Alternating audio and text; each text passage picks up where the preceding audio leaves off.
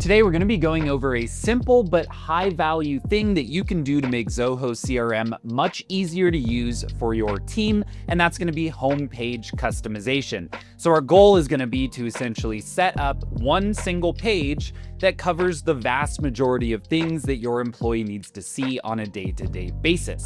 So with that, let us jump right on in. Inside of Zoho CRM, we've got this home tab, and I'll tell you from when we plug in with our clients, I think this tab is criminally underused.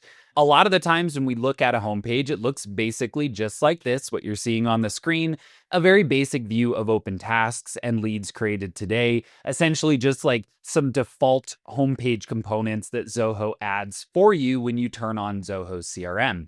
Reality is it can do quite a lot more. Right? So the types of things that we can add are kiosks to actually start a process from the homepage, views into data, right? Pulling out of our analytics tab, as well as custom views that actually show the things that matter for our team on a day-to-day basis. So let's actually take a look into exactly what you can add to a homepage and how to do that. So what I'm going to do, I'm going to jump into our little tab here in the top right, and I'm going to go to Customize Homepage and then into Standard. Canvas, we're going to put aside for now. That's going to be covered in a future video. And essentially the way to think about things is that we can create homepages that are assigned to specific roles within our organization or shared with everybody. And they can pull from a handful of components, as we can see over here on the left-hand side. So if we jump into our already created dashboard here and make some adjustments to it, first thing we can do is add from dashboard components. You might be thinking, okay, well, that's great, but what's a dashboard component? Well, a dashboard component is basically something that you've created here inside of this analytics tab, right? So as we see here, this list of dashboards matches exactly what we see in this list of dashboards here. Right? So one of the ways that I'll think about creating a homepage view is essentially to come into my dashboards and determine what are the things on here that are immediately useful for my team to see, right? So things, honestly, a lot of what I see on this page, like revenue by user, things like that, maybe not so much. Maybe things like my sales funnel might be a little bit more valuable in the world where maybe they're graded on how things are moving through that particular flow. Right? So maybe we want to add this sales funnel component. So all I need to do is come into my homepage editor, select the tab or dashboard here that report is on, and then just click and drag it directly into my dashboard view. Now you will see these things love to jump around a little bit, so you'll need to just make sure they're all set where you want them, and then move on to your next component. Now, before we move on, I do have to ask, if you're finding the video useful so far, please be sure to like and subscribe down below. That's a totally free way to help us out. While you're down there, leave any questions, feedback, or video requests down in that comment section. And as always, head on over to Zenatta.com and click on Book a Meeting if you'd like to talk about how we can help you with your Zoho implementation. Let's get back to it. Now, what I would say generally for your components here that are going to live on the dashboard itself, I do try to keep those kind of high level, right? A lot of the times what I'll do are add little KPIs or components, right? So maybe I want to have like my, top 10 deal owners. Actually, I don't have too many users, so we'll just do a basic KPI. Let's say revenue this year. And we'll pull this from, our deals. Let's say we want to have a sum of the amounts where the closing date is this year. And our stage is closed one, right? Just kind of a basic little view into what's going on in our pipeline, right? So things like this can just kind of help your team focus in on the important things that really matter to them, right? So I'll add that here, remove it, and I'll click save. So now I have this kind of basic little look into revenue this year. We'll go look at some of our deals here. Maybe we'll just make a handful of them closed won so that it shows some real data. Let's say these 5. So once these enter closed won, they must be in a blueprint here. There you go. And we've won it for a certain amount. If we come back over to our reports, we'll now see that little revenue this year tab start to populate. And then jumping over here, I'll click save and just let this do a little refresh. And if I jump back into that section, my revenue this year is now something that I can add to my homepage. So I'll click save again just so that we don't accidentally remove that. Now, outside of just these dashboard components, one of the most powerful things that we can add are custom views. So the way that I normally will think about this is that your dashboard component is going to be some type of high-level view into aggregated data, where an aggregate data is like a sum or a count, right? Some type of grouped up and rolled up data that gives them a look into how things are going. A custom view, on the other hand, is more something that, hey, this is a list that we need to work, right? So this deals in qualification or needs site visit. These are our custom views. So let's say I want to add a new custom view to add to my homepage. I'll just go ahead and do new custom view. I'll say where my deal stage. Let's say we want to make this, I'll call it aging deals. This is a view that we actually use internally inside of the Zenatta CRM.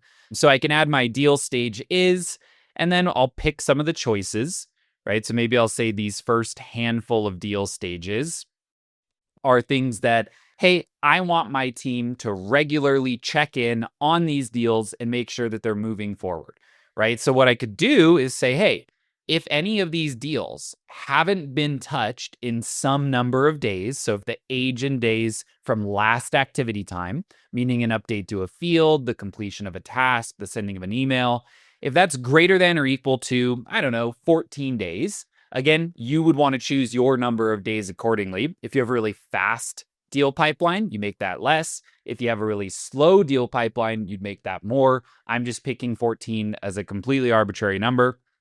And then I can click save, right? So now this list will basically filter down. It's actually going to show most deals because this is demo data that doesn't get touched all the time into this list that basically says, hey, these are all in active stages and we haven't touched them in kind of a long time, in more than 15 days.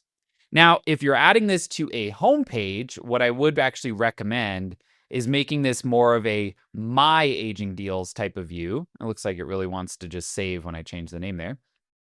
So what I'll do is I'll come in and I will add where the owner of the deal is the currently logged in user, right? So this is a nice dynamic way to say if you're the deal owner and you haven't touched an active deal in 14 days, I want it to show up on this list, right? So now I'll go ahead and click on save.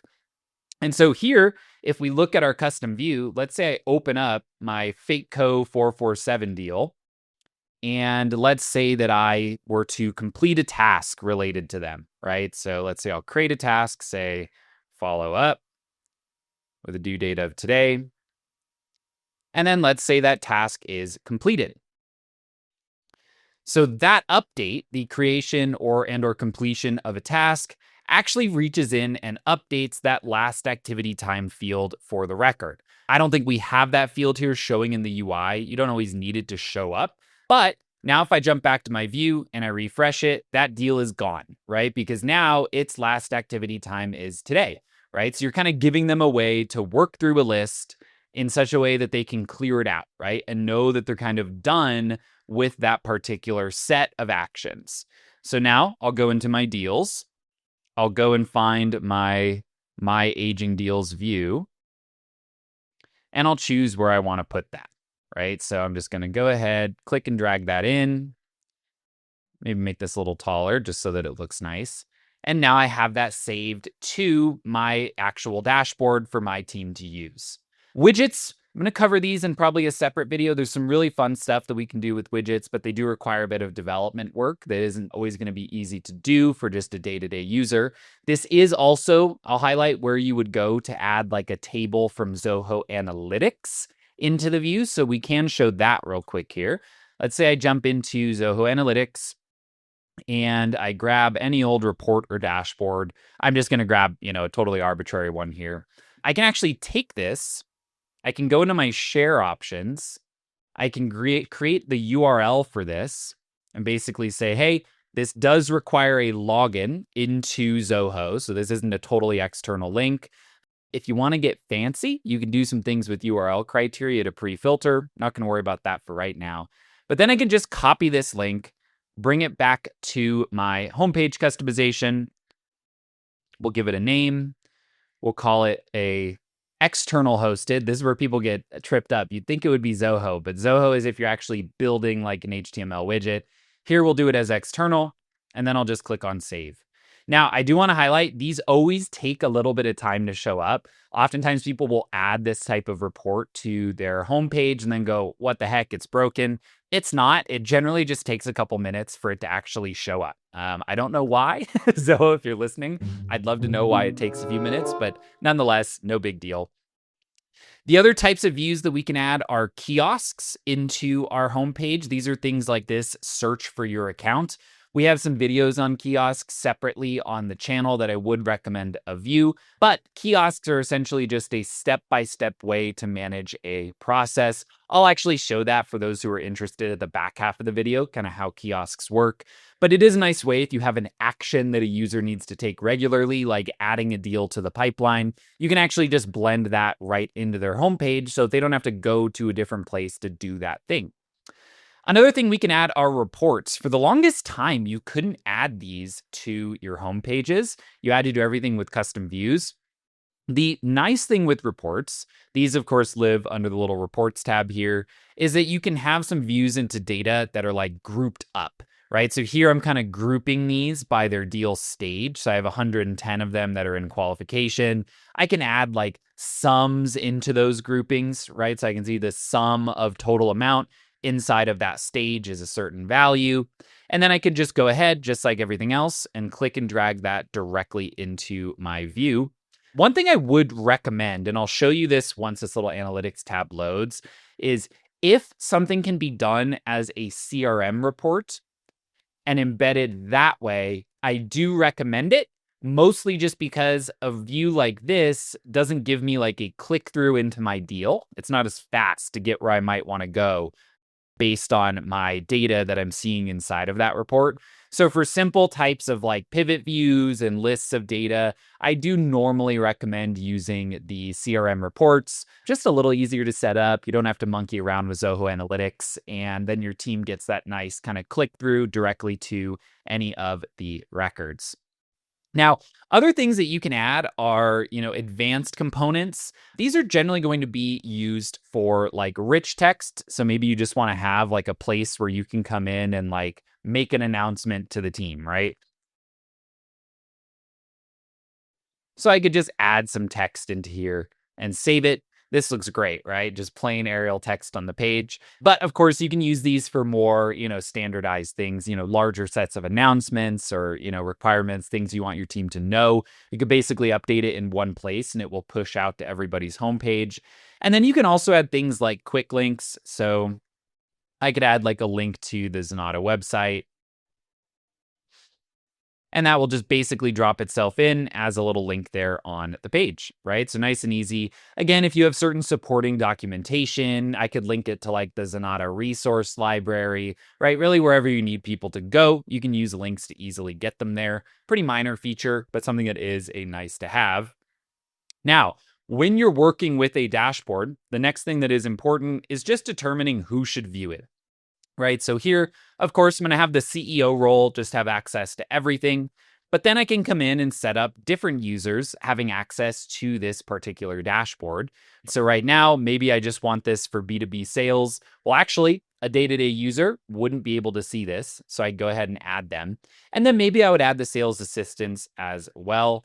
I do always recommend sharing these out via roles or maybe profiles or groups, but generally, I always try to keep it to roles where I can rather than users, just because what that means is if I add someone in the future, I assign them to this B2B sales user role, they're just automatically going to get this dashboard, right? And it makes my onboarding a lot easier when I'm not having to come in and, manually assign a bunch of dashboards to a new user of the CRM.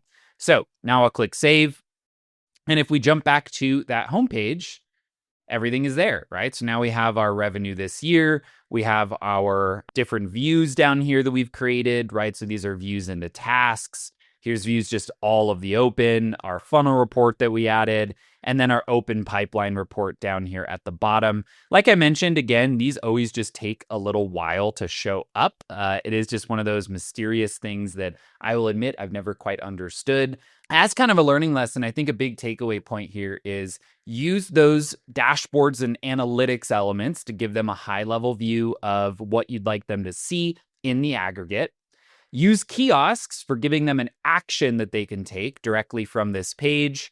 And then use something like a custom view to give them the lists of things that they need to do or process within a given day, right? And what you'll find is that most users really prefer to go to one page and see, hey, these are the deals I need to touch, these are the tasks I need to do, and here's maybe some leads that I need to be working, right? They really do prefer that over going into the leads list, the deals list, and the tasks list separately by going directly to those modules. There's still going to be times where they just need to go to a module, right? Maybe you have a certain view type, maybe you want them to use grid view, there are reasons to go directly to like your deals list rather than doing everything from the homepage.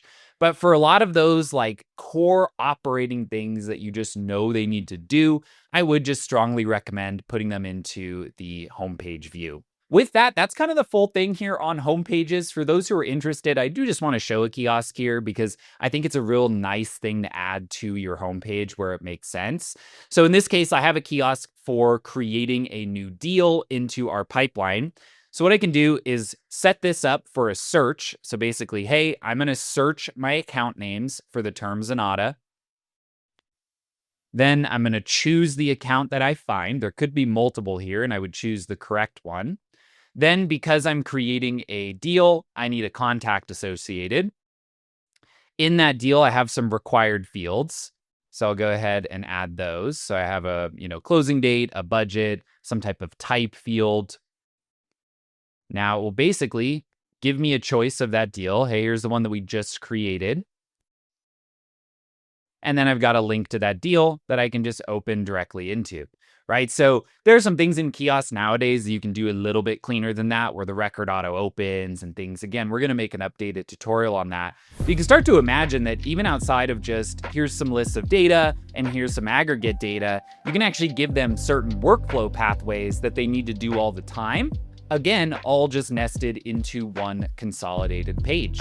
So with that, I really do hope that you find the video useful. If you did, be sure to like and subscribe down below. That's a totally free way to help us out. While you're down there, leave any questions, feedback, or video requests in that comments section, as we do try to read through each and every one of those. And if you'd like some help setting up Zoho for your organization, just head on over to zenatta.com and click on book a meeting. We're always happy to chat.